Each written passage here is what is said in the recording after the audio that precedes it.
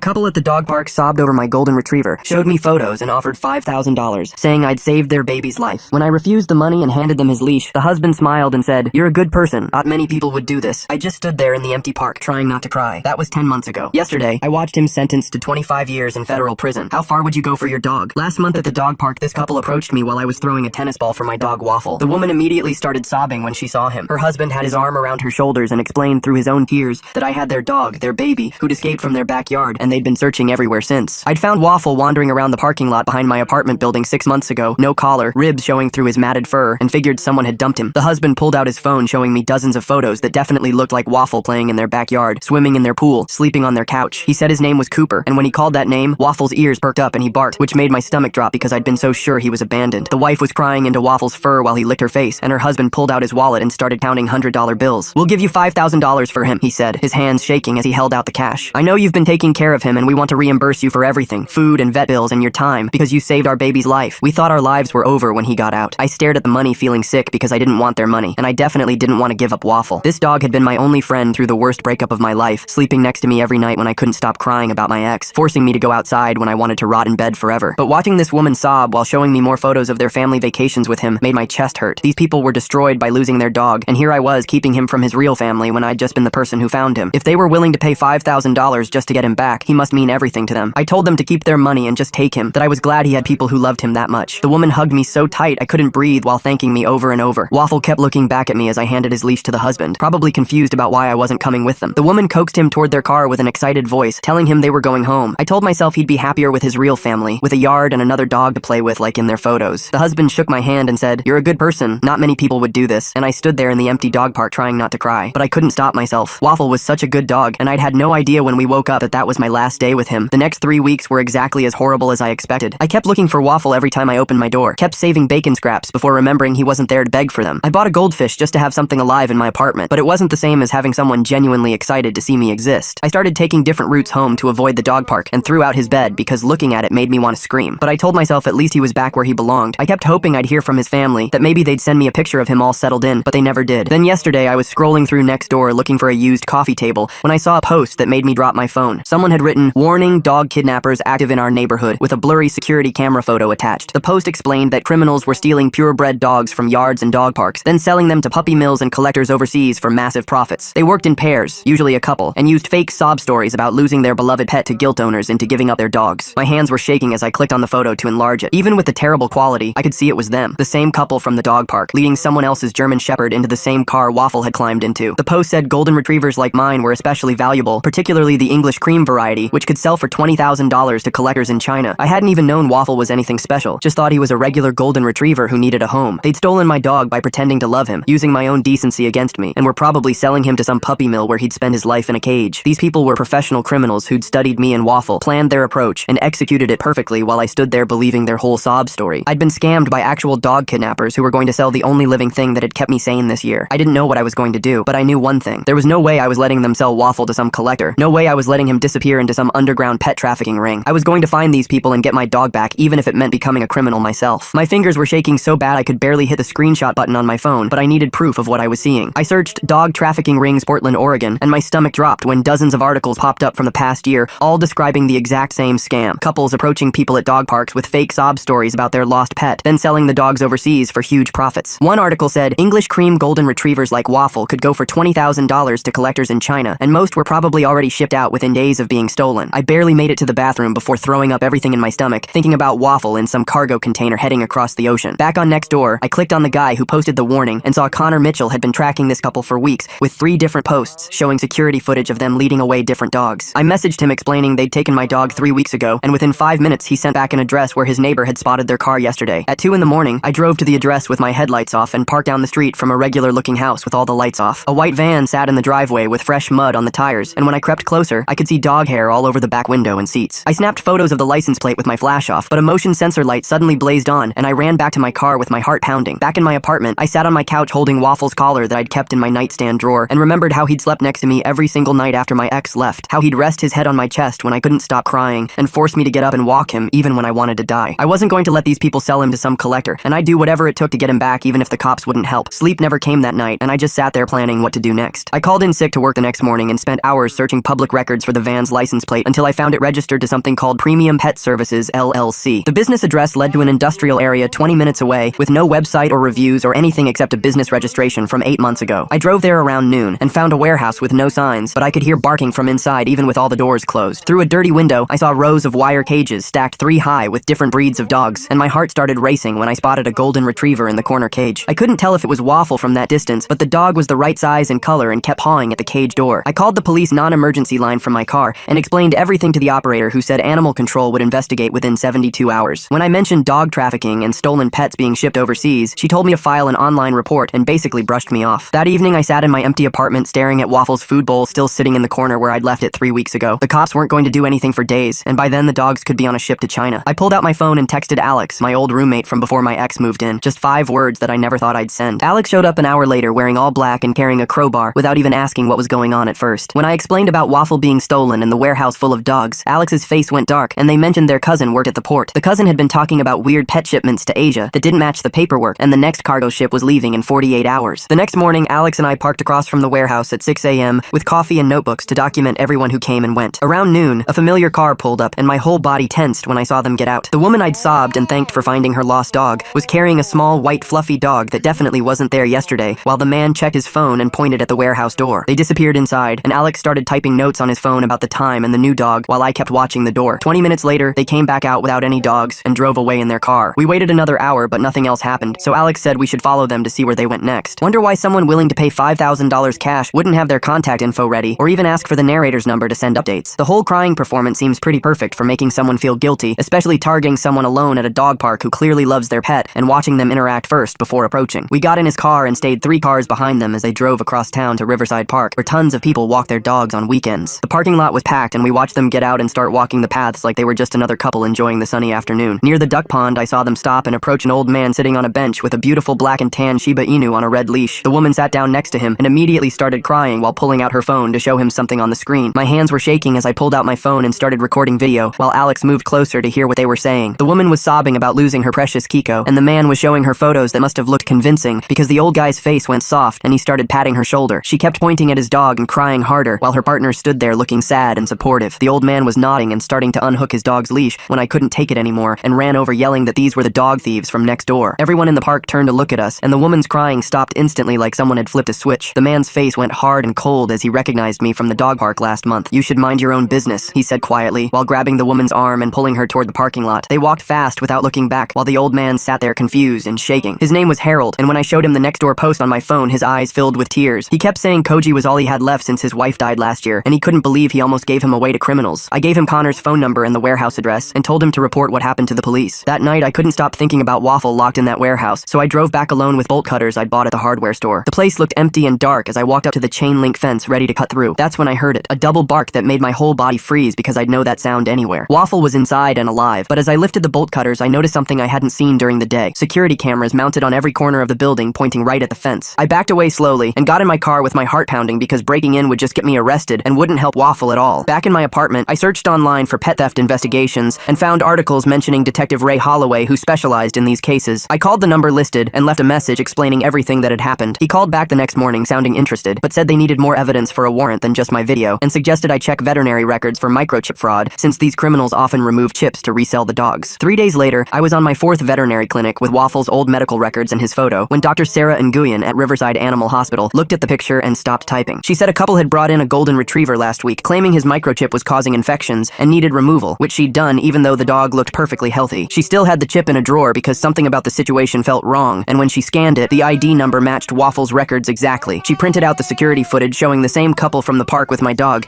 and said she'd provide a sworn statement to the police about what happened. I called Ray immediately, and he said with the vet evidence he could get a warrant, but the legal process would take 48 to 72 hours minimum. My stomach dropped when he mentioned seeing shipping manifests showing a cargo ship to Asia leaving in 36 hours, because that meant Waffle could be gone forever before the warrant came through. That night, I couldn't sleep and spent hours scrolling through old videos of Waffle on my phone, including one where he was playing with my ex's dog in her backyard. I realized I hadn't thought about my ex in days, because finding Waffle had taken over my entire life, and nothing else mattered anymore. The next morning, Connor messaged me saying he'd organized 12 other pet owners who'd been scammed, and they were planning to protest outside the warehouse to get media attention. My first thought was that this could spook the criminals into moving all the dogs immediately before we could save them, but Connor said doing nothing wasn't an option either. I spent 20 minutes on the phone with Connor explaining that if we showed up with signs and cameras cameras, Noah and Elena would just move the dogs somewhere else before police could get there. He kept saying we needed to do something now, but I told him we needed to be smart about this. Finally, he agreed to wait one day if we could watch the warehouse ourselves to make sure nothing happened. Within an hour, Connor had 12 people signed up for shifts, with Harold and his son taking the overnight watch since Harold couldn't sleep anyway after losing his beagle. I was parked across from the warehouse when Alex called me with news that made my hands go numb. Their cousin, who worked at the port, had just sent over a shipping manifest showing premium services, had booked container space for 47 agricultural products on a cargo ship leaving tomorrow for Shanghai. The container was already at the port waiting to be loaded, which meant they were moving the dogs tonight. I immediately called Detective Ray, who picked up on the second ring even though it was past 7. He said the warrant was still being processed, but gave me his personal cell number and told me to call if I saw them moving any dogs. His voice had this tone like he knew we weren't going to listen when he said not to try stopping them ourselves. Around 10 that night, Harold texted our group chat that a big truck just pulled up to the warehouse. I drove over there so fast I ran 2 red lights and parked behind a dumpster where I could see everything. Noah and Elena were loading cages into the truck, while 2 other guys helped them. I counted at least 30 cages being carried out, and each one had a dog inside barking and crying. When I called Detective Ray, he said he was 20 minutes out and to absolutely not engage with them under any circumstances. But then I saw them carrying out a cage with golden fur pressed against the bars. Even in the dark, I could see it was Waffle, and he was limping, favoring his back leg like something had happened to him. My hands were shaking so bad I could barely grip the steering wheel, as every part of me wanted to run over there and grab him. The truck started moving, and I couldn't just sit there watching them take him to some ship. I followed the truck, staying 2 cars behind while calling Alex to meet me at the port. Connor's group was going crazy in the group chat with everyone saying they were heading there too. Detective Ray kept texting me to wait for backup and not do anything stupid, but I wasn't letting that truck out of my sight. The port entrance only had 1 security guard who was watching something on his phone when the truck rolled through. Noah handed him some papers, and the guard barely looked up before waving them through. I parked outside the fence watching through the chain link as they started loading the cages into a shipping container. Alex pulled up next to me carrying bolt cutters and said their cousin could mess with the crane controls to make it look broken. That would buy us maybe 30 minutes before someone could fix it, and their cousin was risking their whole job to help us. While we waited for the crane to break, I kept thinking about last summer when I taught Waffle how to swim at the lake. He was so scared of the water at first, paddling like crazy whenever his feet couldn't touch the bottom. The idea of him trapped in a cage on a ship for weeks, probably seasick and terrified, made me want to throw up. The crane suddenly jerked to a stop while lifting the container, leaving it hanging 20 feet in the air. Noah started screaming at the port workers while Elena was on her phone, probably calling someone to fix it. In all the chaos with workers running around trying to figure out what was wrong, Alex and I slipped through a gap in the fence where the security camera was pointed the wrong way. The shipping container was still on the ground with its doors partially open, and I could hear dogs barking from inside. Alex pulled the container door open wider, and the smell hit us like a wall. This mix of piss and fear and something worse that made me gag. Inside was darker than I expected, but my phone flashlight showed metal cages stacked 3 high along both walls, with dogs crammed inside each one. Some cages had 2 or 3 dogs pressed together, and there weren't any water bowls anywhere, just dogs panting in the heat with their tongues hanging out. I started counting while Alex moved down the row looking for Waffle, and got to 43 dogs before I saw him in a middle cage on the left side. His tail started wagging weakly when he saw me, but he looked terrible, his fur matted and dirty, and when I got closer I could see his ribs showing through his coat. My hands were shaking as I started taking photos of everything with my phone, making sure to get clear shots of the bloody paws pressed against cage bars, the patches of missing fur on several dogs, the infected eyes crusted shut on a small terrier in the bottom row. Alex was working on Waffle's cage lock with some tool from his pocket while I documented every single thing that would prove what these people were doing. Each photo made me angrier because this wasn't just theft anymore. This was straight up torture, and I knew these images would guarantee prison time for Noah and Elena. The crane breaking at just the right moment feels awfully convenient, doesn't it? Makes me wonder if Alex's cousin really exists, or if there's something else going on here with the timing of everything suddenly working out perfectly. The container door suddenly blocked more light, and Elena stood there frozen, staring at us with her mouth open. "You don't understand," she said, her voice shaking in a way I'd never heard before. "These aren't people you want to cross. This is bigger than just us, bigger than you can imagine." She kept looking over her shoulder like someone might be watching, and I realized she was actually scared of whoever was really running this operation. Police sirens started wailing in the distance, and Elena's face went white before she turned and ran, her heels clicking on the concrete as she disappeared between the containers. I grabbed Waffle's cage door as Alex finally got it open, and he basically fell into my arms, his legs too weak to hold him up properly. Alex was already working on other locks, opening 5 more cages, and suddenly dogs were jumping out and running everywhere, barking and howling as they escaped into the port. Security guards came running from 3 directions trying to grab dogs, while more sirens got closer, and the whole place turned into complete chaos with dogs scattering between containers and workers trying to catch them. Ray showed up with 2 animal control vans and 4 police cars, officers spreading out to block exits while animal control people started corralling the loose dogs. Noah tried to run, but 2 officers tackled him next to his van, and when they searched it, they found stacks of paperwork that Ray showed me later. The documents had shipping schedules, buyer contacts, and records showing this was part of a West Coast network that had been stealing hundreds of dogs every month and shipping them overseas. Elena had vanished completely, but at least we had Noah and all the evidence from his van, plus my photos from inside the container. I sat on the ground holding Waffle, while a vet team that arrived with animal control examined him right there in the parking lot. He was dehydrated and had infected wounds on all 4 paws from the cage wire, and the vet said he'd lost at least 12 pounds since I'd seen him last. But when I talked to him, his tail still wagged, and when I said his name, his real name that I'd given him, his ears perked up and he licked my hand. The next morning at the emergency vet hospital, Sarah was treating Waffle and 14 other dogs we'd rescued from the container. She documented every single single injury for the legal case, taking photos of wounds and malnutrition, and writing detailed reports about the abuse. While she worked, she told me that shipping records showed 7 dogs had already been sold and sent out on a vessel that left 3 days earlier, headed for ports in Asia. That night, I slept on the floor of the vet clinic next to Waffle's kennel because I couldn't leave him alone again. I kept waking up thinking about those 7 dogs on that ship, wondering if their owners were checking next door right now, posting about their missing pets and hoping for miracles that wouldn't come because their dogs were already halfway across the Pacific. Ray interviewed me at the clinic the next day, while Waffle got IV fluids, asking detailed questions about everything I'd seen and done. Noah wasn't talking to anyone, but the paperwork from his van was telling the whole story, including Elena's real name, which turned out to be Anna Volkov. Ray said she was connected to a Russian pet trafficking syndicate that operated up and down the West Coast, and now the FBI was involved because this crossed state and international borders. Connor's group had already made the local news by that afternoon, and the clinic turned into a reunion scene as 12 families showed up to claim their stolen dogs. The news cameras captured people crying as they hugged dogs they thought they'd never see again, and the footage went viral within hours, but 28 dogs were still unclaimed, either because their owners lived in other cities or maybe didn't even know to look for them here. The next morning, an older man named Harold showed up at the clinic carrying 3 huge bags of homemade dog treats he'd baked for all the rescued dogs. His hands shook as he handed them to Sarah, and I watched tears run down his face when she brought out his beagle who'd been missing for 4 months. The dog went crazy, jumping all over him, and Harold kept saying, "You saved my reason for living," while hugging his dog so tight I thought he might never let go. Watching all these families get their dogs back made my chest feel heavy, because I kept thinking about what could have happened if we'd been even 1 day later. 3 days later, I tried going back to work, but couldn't focus on anything except checking my phone for updates about the case. My boss pulled me aside around lunch and said she understood what I was going through, but I'd already used all my sick days and vacation time. The vet bills for Waffle were over $8,000, and missing more work meant I wouldn't make rent next month. That same afternoon, Ray called to tell me Anna had been arrested at the Canadian border with 2 stolen dogs in her car. She'd immediately asked for a deal and claimed she could expose the entire trafficking network if they gave her immunity. Her lawyer contacted me the next day, saying Anna wanted to apologize to me in person at the federal detention center. Alex told me not to go, that it was probably just another manipulation, but I needed to hear what she had to say. The detention center was an hour away, and I sat across from her with thick glass between us while she cried real tears this time. She told me her real name was Elena, and she'd been forced into this by people threatening her family back in Russia. Her voice shook as she explained how Noah had connections to organized crime, and she'd seen what happened to people who tried to leave. I wanted to believe her, but kept remembering those practice tears at the dog park when she'd stolen Waffle. Then she leaned forward and said there was a second warehouse in Seattle with more dogs scheduled for shipment next week. She gave me the exact address and said Noah's brother ran that location with even more dogs than the Portland warehouse. I called Detective Holloway immediately from the parking lot and gave him everything Elena had told me. The Seattle raid happened 2 days later, and they rescued 62 dogs plus arrested 4 more people, including Noah's brother. Ray called me that night to confirm they'd found detailed records showing some dogs had been stolen over a year ago. Meanwhile, Waffle finally came home after a week of treatment at Sarah's clinic, but he wasn't the same dog anymore. He flinched when I moved too fast and wouldn't leave my side even to go to the bathroom. The golden retriever who used to love everyone now growled at strangers and hid behind my legs when anyone approached. Sarah had warned me the trauma would take time to heal, but seeing him so scared broke my heart all over again. Connor's group started a GoFundMe for my vet bills that raised $15,000 in 2 days after the news coverage went national. Strangers from all over the country sent messages sharing their own stories of lost pets and thanking me for exposing the trafficking ring. One message stood out from a woman in California whose dog had disappeared the same way 8 months ago from a dog park in San Diego. 2 weeks later, I sat in the federal courthouse for Noah's first hearing, where he pleaded not guilty to all charges. His expensive lawyer argued the dogs were just abandoned property, and this was a simple business dispute, not a federal crime. The prosecutor showed photos from the warehouse, and Noah's face stayed completely blank like he was bored by the whole thing. After the hearing, Sarah introduced me to Jasmine Torres, a vet tech from her clinic who specialized in helping traumatized animals. Jasmine started coming to my apartment 3 times a week to work with Waffle using special techniques to help him feel safe again. She'd sit on my floor for hours, letting him approach at his own pace and teaching me how to help him relax. Slowly, after weeks of patience, Waffle started to trust her, and she became the first stranger he'd accepted since the warehouse. One morning, I decided to try the dog park again, since we'd been avoiding it for weeks. The second we walked through the gate, Waffle pressed against my legs and started shaking. Other dogs ran around playing, but he just stood there frozen, his tail tucked between his legs. We lasted maybe 5 minutes before I gave up and took him home. Connor called that afternoon asking if I wanted to join a support group he was starting for people whose dogs got taken by the ring. 15 of us showed up to the first meeting at a community center, all telling the same stories about our dogs being too scared to play anymore. People shared tips about special food that helped with anxiety, and trainers who knew about trauma in animals. Connor's dog still wouldn't let strangers touch him 3 months later. Everyone kept saying how the legal stuff was taking forever, and the cops weren't telling them anything. That night I was checking my email when a message popped up with no sender name. My blood went cold when I opened it and saw photos of me at my apartment building, at the grocery store, at the vet clinic with Waffle. The message said, "You cost us millions. Drop the charges or lose more than your dog." My hands were shaking so bad I could barely dial Holloway's number. She showed up at my apartment an hour later with 3 FBI agents who started checking everything with these weird devices. They found one bug behind my TV and another in my kitchen light fixture. The lead agent said I'd been monitored since the warehouse rescue, and this was now witness intimidation on top of everything else. They wanted me to go into protective custody, but I told them there was no way I was leaving Waffle. Alex showed up the next day with a duffel bag and said he was moving in until this was over. Elena's sudden appearance claiming these people are dangerous dangerous. Seems awfully convenient after she already got caught. Makes me wonder if she's playing another angle here, especially with how quickly she disappeared when the sirens started getting close to the scene. We spent the whole weekend installing cameras, changing all the locks, and setting up different routes to take when walking Waffle. My boss let me work from home after I explained what was happening. What started as just trying to save my dog had turned into living like someone was always watching me. Late at night, I'd watch Waffle sleeping next to my bed, his paws twitching and whimpering in his dreams. I wondered if he was dreaming about the warehouse, about being stuck in that cage, about the ship that almost took him away. Sometimes he'd wake up panicked and I'd have to calm him down for 20 minutes. Recovery wasn't working the same for both of us. A month later, Jasmine called saying she wanted to foster some of the dogs that nobody had claimed yet. She came over and we started working together to help them trust people again. Waffle surprised me by actually playing with one of the foster dogs, the first time he'd played with another dog since everything happened. We were making progress when the prosecutor called with bad news. Noah's lawyer filed a motion to dismiss the whole case, claiming I broke the law by entering the shipping container without permission. The prosecutor said this could mess up the federal case if the judge agreed that they got the evidence illegally. Just when I thought things couldn't get more complicated, a woman from California messaged me saying she was flying to Portland with proof about her dog. She showed up at my apartment with a folder full of receipts, printed emails, and even a recording of someone admitting they sold her dog through Noah's network. Her evidence connected Noah to dog thefts in 3 different states, which made the federal case way stronger. The prosecutor was excited about this new proof. Jasmine suggested taking Waffle to the beach to help him relax since he used to love swimming. We drove out to the coast, but when we got there, Waffle wouldn't go near the water. He just stood on the sand watching the waves like he forgot how to be a normal dog. Then a piece of driftwood floated by and something clicked in his brain. He ran into the water, grabbed the stick, and brought it back with his tail actually wagging for real, not the nervous half-wag he'd been doing. We stayed at the beach until sunset, watching him play like his old self, and I actually felt hope for the first time since this whole mess started. The next morning, Ray called saying Anna wanted to testify via video link from federal custody about the whole operation. We watched from the prosecutor's office as she sat in an orange jumpsuit, telling the grand jury how the network worked in 12 cities, with Portland being their West Coast hub. She named 17 more people involved, dealers in Seattle, Sacramento, Vegas, showing photos on her lawyer's laptop of warehouses where they kept the stolen dogs before shipping them out. The prosecutor kept asking for more names and Anna kept giving them, each one making the case bigger and more complicated. Ray pulled me aside afterward and said with everything expanding like this, Noah's trial could be delayed for years while they sorted through all the new defendants. The witness intimidation charges would probably get tried separately from the pet theft charges, and the system was set up to protect the accused way more than victims like me. He said I should prepare myself for a long wait before seeing any real justice. 3 days later, Connor called at 2 in the morning because his security camera caught 2 men taking photos of my apartment building from a van with tinted windows. The license plate tracking showed they were private investigators hired by Noah's defense team to document my daily routine for the trial. Totally legal but creepy as hell, knowing strangers were watching me and taking notes about when I left for work or walked Waffle. I started having panic attacks in parking lots after that, always checking for vans with dark windows, jumping when car doors slammed behind me. Waffle had the same problem, going stiff whenever we passed white vans, pulling me away from them with his whole body shaking. We were both broken in the same ways now, scared of the same things, bonded by trauma instead of just love. 2 months passed with lawyers filing motions and counter motions while we tried to get back to normal life. Then Jasmine called with good news for once, saying 3 of the unclaimed dogs from the warehouse had been reunited with their real owners through microchip databases. A family from Washington got their Bernese mountain dog back after 8 months, and watching the reunion video made me cry because the dog went crazy with joy seeing his kids again. But the mom looked haunted even while hugging her dog, saying she'd never feel safe at dog parks again, never trust strangers who seemed friendly. They'd stolen more than pets from these families. They'd stolen their ability to feel secure in the world. The motion to dismiss my charges finally got ruled on after 6 months of waiting. The judge said my actions were justified under emergency circumstances since I was preventing ongoing animal cruelty, and Noah's trial got set for 8 months out while his brother took a plea deal for lesser charges. Jasmine suggested we use the waiting time to start a non-profit helping other pet theft victims, and we filed the paperwork for Stolen Hearts Recovery Network, even though the IRS approval would take forever. Harold from the dog park started volunteering at the rescue where the recovered dogs were staying, bringing homemade peanut butter treats every day and just sitting with the scared ones for hours. His Shiba Inu Koji would play gentle games with the traumatized dogs, somehow knowing exactly how much energy each one could handle. It was beautiful watching dogs help heal other dogs, while us humans dealt with endless legal paperwork and court dates. One morning, while filling out more victim impact statements, I realized I hadn't thought about my ex in months. The breakup that had destroyed me last year felt like ancient history now, like it happened to a different person in a different life. Waffle hadn't just saved me from being lonely, he'd given me something bigger to care about than my own heartbreak. Then everything went to hell again when Ray called saying Anna was dead. They found her in her federal custody cell, supposed suicide by hanging, but her lawyer said she'd been getting death threats from other inmates connected to the network. She was supposed to testify in 3 more trials, and now all that testimony was gone. The FBI started investigating whether she'd been murdered to stop her from revealing more names, whether the network had people inside the federal prison system who could make problems disappear. Her lawyer went on the news saying Anna had been terrified for weeks, begging to be moved to protective custody, claiming guards were letting other inmates threaten her. Now the investigation wasn't just about pet theft anymore. It was about possible witness assassination, about a criminal network big enough to reach inside federal prisons and silence people. The next week at the courthouse, Noah's lawyer stood in front of the judge arguing that his client wasn't dangerous and deserved bail while awaiting trial. The prosecutor kept pointing out that a witness had just died under suspicious circumstances, but the judge wasn't buying it. He set bail at $2 million,